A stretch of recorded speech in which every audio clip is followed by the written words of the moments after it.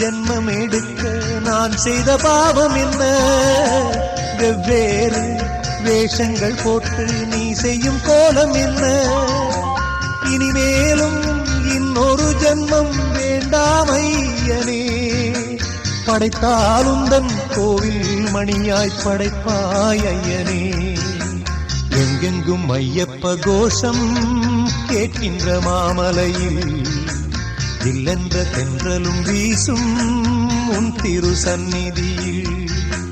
எங்கெங்கும் ஐயப்ப கோஷம் கேட்கின்ற மாமலையில் இல்லென்ற தென்றலும் வீசும் உன் திரு சந்நிதியில். எப்போதும் உன்முகம் பார்க்கின்ற ஆசை ஐயப்பா. என்னாலும் வந்து அணைப்பது உந்தன் கையப்பா. எப்போதும் உன்முகம் பார்க்கின்ற ஆசை ஐயப்பா.